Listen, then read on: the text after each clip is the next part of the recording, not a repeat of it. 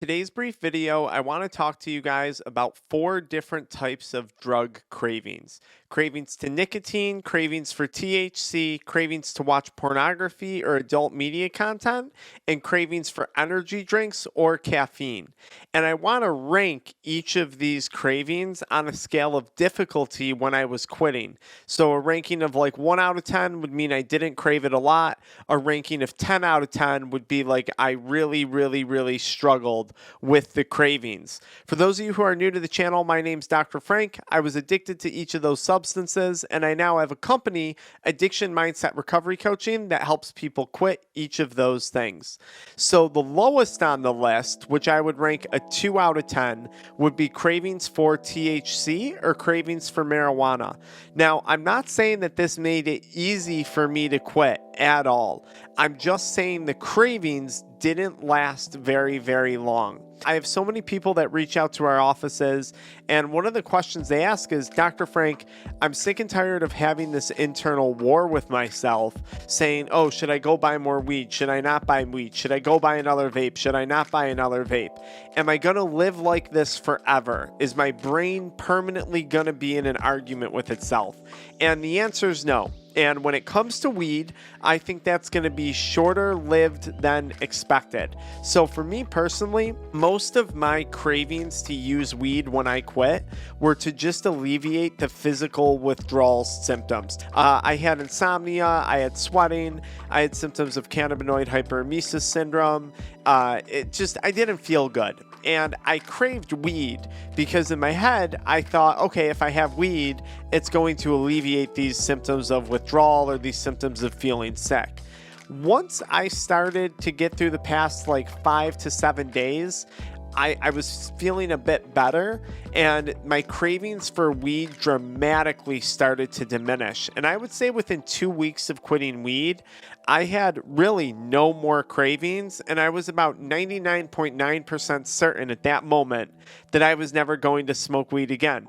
And here we are 4 years later, and I haven't, so I guess my certainty was pretty accurate at the time. The next thing that I would rank on my craving scale would have been nicotine.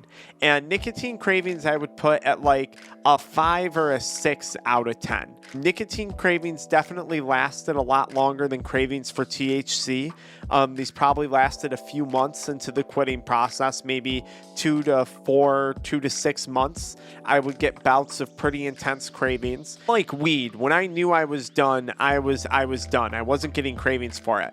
With nicotine though, I might be 2-3 months out and get a really intense craving out of the middle of nowhere to go want to buy a vape or buy chewing tobacco or buy more nicotine products. And I did not experience that with weed. And that was something that I definitely had to be on guard for. I'd have to remind myself with nicotine, okay, you're not out of the blue yet, even though you haven't thought about it in a while. You know, there might be a situation or something comes up where you're going to think about it intensely. Now, the good news was when it came to nicotine, I didn't really crave it to alleviate the withdrawal symptoms because the withdrawal symptoms from nicotine are actually pretty minor. They're much more psychological. The physical withdrawal is negligible for most people. And as time went on, and I really want to emphasize this to you guys, those nicotine cravings become so negligible. So for example, people ask me today, being 4 years into quitting, do you still get cravings for nicotine? And my answer is, yeah, I might think about it on a rare occasion. Like I might say after going out with friends or, drinking or something, I might say to myself, oh, like, vape would be nice right now, or a dip would be nice right now. But then within a matter of a second, I'll say, wait a second, what was that? No, it wouldn't. That's ridiculous. You quit 4 years ago for a reason.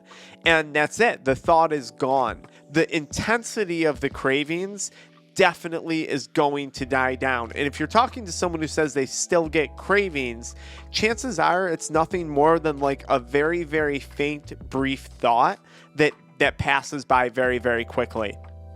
Nicotine cravings also weren't that bad because, like most cravings for substances, they only last about 10 to 15 minutes. So as long as I was able to occupy myself or keep busy for that 10 to 15 minute interval, most of the time I would be fine. Now, when it came to quitting caffeine, I would put caffeine at a 7 to 8 out of 10 on the craving scale. Reason being is one, my body was very dependent upon caffeine. When I was quitting caffeine, I was also in the process of quitting nicotine and THC. So my body was going through withdrawals. My body was going through a detox process. So I was constantly tired. And my body had become dependent upon caffeine as a source of energy. That made it really, really hard to quit because I craved caffeine because of that dependency. And then I also had an addiction to the taste of like the sugar-free Monster energy drink, the sugar-free Bang energy drink. I was addicted to the caffeine. I was dependent on the caffeine, and I was addicted to the taste. The Celsius drinks were out when I was around, the original ones. I was addicted to the taste. And that made quitting caffeine and the cravings really, really, really intense for me. And what wound up happening with caffeine was instead of drinking like a Monster, I would drink an Americano or an espresso coffee drink or tea or, a high caffeinated pre-workout. I kept switching between different forms of the drug, right? Pre-workout versus coffee versus tea versus energy drink. And that just continued to fuel the cravings because I associated each of those drinks with a different moment throughout the day, right? Oh, it's a nice fall day. I'll have an espresso or an Americano. Oh, it's gym time, I'll have a pre-workout. Oh, it's lunchtime, I'll have a Monster energy drink. I found caffeine, I craved it intensely, I craved it a lot, and those cravings took several months, at least 3 months to go away. Cravings for pornography or adult media content, I would rank this a 9 out of 10 or a 10 out of 10. These cravings still exist today, and I don't know that there's so much cravings to watch porn as much as just people have sexual urges, people have sexual desires, and that's something that you have to keep in check. It's human nature. That's why we reproduce as humans. That's just normal for a male in his 30s, whatever, with testosterone or someone younger. That's a normal thing to have those urges. But I do think cravings to watch pornography were one of the hardest things to overcome because it's become, like caffeine, so normalized in our society. It's so accepted on social media and media in general, in movies, TV shows. You can't turn on anything or look at anything and not happen to see what I would almost consider borderline softcore pornography in a lot of different areas. So I think that's the hardest one. You combine the acceptance in today's society of pornography with the ease of access on your phone, on your computer. It's 24/7 access. And unlike other drugs, unlike weed, unlike even nicotine, you don't need to get into the car and go to a gas station. You're not going to smell like cigarettes after you just smoke one. It's a really, really private addiction, and it's really, really easy to fall back on that one. And it's very tempting to fall back on that one because we have so many different things tempting us. So cravings for pornography, the first 90 days were really rough. I'd say even beyond that for me. Like it would be an argument in my head, oh, watch it, don't watch it, do that, don't do that. Over time, those definitely die down just like everything else, don't get me wrong. But that's one that I definitely have to be on guard for more than the other three. Weed is completely out of sight, out of mind. Even if I'm around it and smell it, I'm like, oh, that smells nice. But I don't even think to myself, oh, I would like to have some. Nicotine, I might still get the occasional craving where I say like, oh, that would be nice. I would like to have nicotine. But then I remind myself, no, you don't. And it's done. I'm over with that thought. Caffeine, I just understand from a health standpoint, it doesn't agree with me. So although there are times where I would like to have some, I just know I can't. It doesn't agree with my body physically anymore. So those cravings really aren't that bad. But when I was quitting, they were intense. And then porn, always have to be on guard for it.